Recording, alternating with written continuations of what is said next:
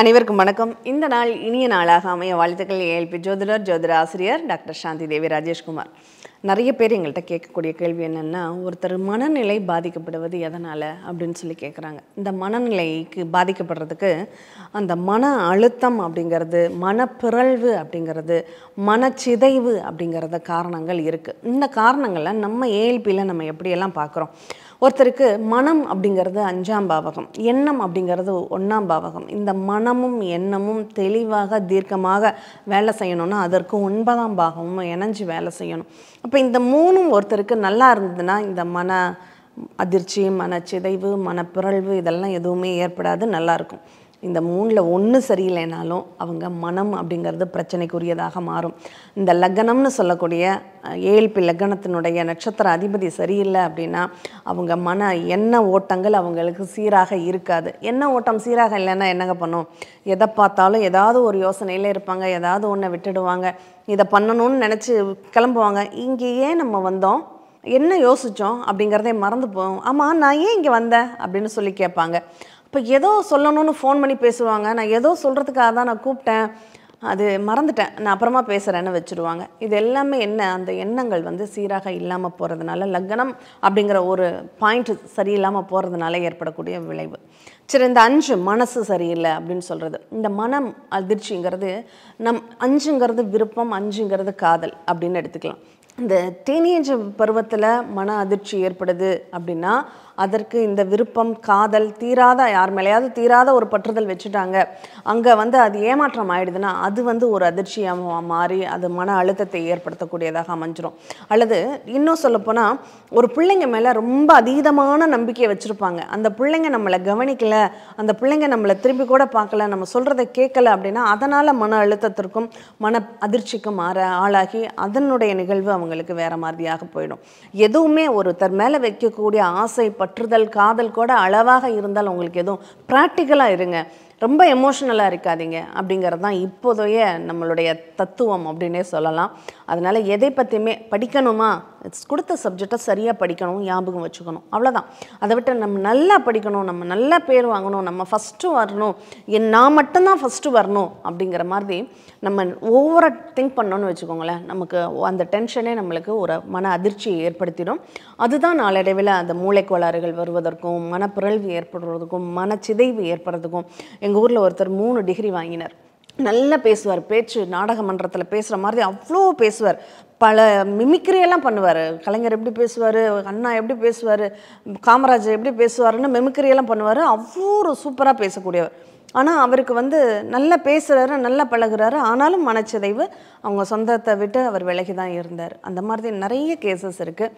நம்மளுடைய ஜாதகத்தில் 5ஆம் பாவகம் என்பது பலவீனப்படுதுன்னா அவங்களுக்கு அந்த சிதைவு, மனநிலை, மனநோய் அப்படிங்கிறது கண்டிப்பாக வரும். இந்த பாதிக்கப்படுதுன்னா அப்படின்னா என்ன அர்த்தம்? ஒன்றும் இல்லைங்க, 5ஆம் பாவகம் 8ஆம் பாவத்தோட தொடர்பில் இருக்கக்கூடாது. அந்த 5ம் 8ம் தொடர்பில் இருந்தால் என்ன ஆகும்? சித்த பிரம்மைன்னு சொல்லுவோம். சித்த பிரம்மைனா என்ன? நம்ம சுத்தமாக சொல்கிறதுனா மெண்டல் ஆகிட்டான் அப்படின்னு சொல்லுவாங்க இல்லையா? அப்போ இதெல்லாம் அவங்களுடைய அந்த மனப்பிறழ்வு, அந்த மன அதிர்வுனால் ஏற்படக்கூடிய நிகழ்வுகள் அப்படின்னு சொல்லலாம். இதுக்கு மாற்றம் என்ன அப்படின்னா, அந்த லக்ன புள்ளி மாறுற வரையும் அதுக்கு மாற்றம் அப்படிங்கிறது கிடையாது. ஒரு சிலருக்கு அது தொடர்ந்து அந்த லக்ன மாற்றம் 5ஆம் பாவம் பாதிக்கப்பட்ட நிலையிலேயே இருக்கும். அதுவும் பூர்வ புண்ணியம் அவங்களுக்கு ரொம்ப பலவீனமாக இருக்கும். முன்னோர்களுடைய அனுகிரகமோ ஆசீர்வாதமோ, தெய்வத்தினுடைய அனுகிரகமோ ஆசீர்வாதமோ கிடைக்காத ஒரு நிலை தான் அந்த மாதிரியான பிறழ்வுகளுக்கு காரணம் அப்படின்னு சொல்லலாம். அவங்களுக்கு மட்டும்தான் அதை சரி செய்ய முடியாத ஒரு சூழ்நிலைக்கு தள்ளப்படுவாங்க. இன்னும் சில குழந்தைகள் பிறப்பிலேயே அந்த மாதிரியான மனநிலை பாதிப்பில், மன முதிர்ச்சி, மூளை வளர்ச்சி குறைவான ஒரு நிகழ்வுகளில் பிறக்கிறாங்க. அதற்கான நிகழ்வு என்ன? இந்த மாதிரி பிறப்பிலேயே உள்ள குழந்தைகளினுடைய நிகழ்வு அது அவங்களுக்கான தண்டனை கிடையாது, அவங்க அந்த குழந்தைகளை பெற்றவர்களுக்கான தண்டனை அப்படிங்கிறத நம்ம புரிஞ்சுக்கிட்டோம்னா அதை கொஞ்சம் நம்மளால் சமாதானமாக ஏற்றுக்க முடியும். அந்த குழந்தைகளை நம்ம சரி பண்ணுறதுக்கான சூழ்நிலைகளோ வாய்ப்புகளோ இருக்கான்னா அந்த பிறப்பிலேயே உள்ள குறைபாடு உள்ள சூழ்நிலைகளை மாற்றுவதற்கான அதிகாரமோ வாய்ப்புகளோ நமக்கு கொடுக்கப்படாது. ரொம்பவும் ரேராக நம்ம அதீதமான ஒரு தெய்வ பக்தியில் இருந்து அந்த தெய்வத்துக்கிட்டே எல்லா பொறுப்பையும் விட்டுட்டோம் அப்படிங்கிற பட்சத்தில் அந்த தெய்வ இறைநிலை மனசு வைத்தால் மட்டும் அந்த லக்னங்கள் மாறும்போது கொஞ்சம் மாற்றங்கள் சேஞ்சஸ் அப்படிங்கிறது இருக்கும். அதனால் இந்த மனம் சிதைவு, எண்ண சிதைவு, மனப்பிறழ்வுங்கிறது 1, 5, 9 தொடர்பு உங்கள் ஜாதகத்தில் 1ஆம் பாவகம் நல்லா இருக்கா, 5ஆம் பாவகம் நல்லா இருக்கா, 9ஆம் பாவகம் நல்லா இருக்கா, நல்லா இருந்தால் நீங்கள் கவலைப்பட வேண்டியதில்லை. எவ்வளோ வேணாலும் யோசிங்க, எவ்வளோ வேணாலும் டென்ஷனை தலையில் ஏற்றிக்கோங்க, ஒன்றுமே பிரச்சனை இல்லை.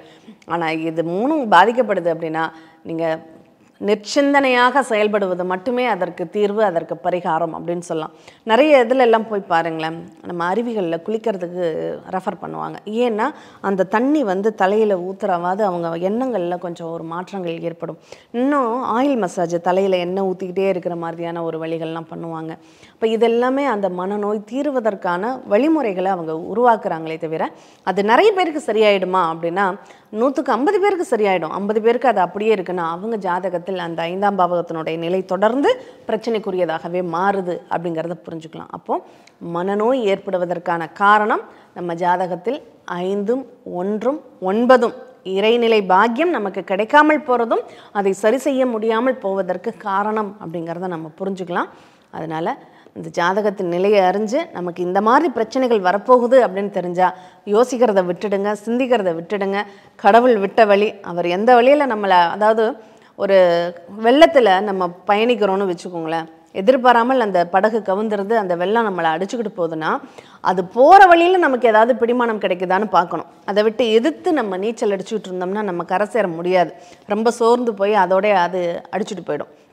அந்த மாதிரி அந்த வெள்ளத்தில் நம்ம எப்படி தத்தளிச்சா நமக்கு என்ன யோசிக்கணுமோ அந்த தண்ணி போகிற திசைக்கு போய் நமக்கு பிடிமானத்தை தேடணுமே தவிர அதுக்கு மாற்றி யோசிக்கக்கூடாது அப்படிங்கிறத நம்ம ஜோதிடத்துலேயும் நம்ம வாழ்க்கையிலையுமே நம்ம அதை புரிஞ்சு நடந்துக்கணும்.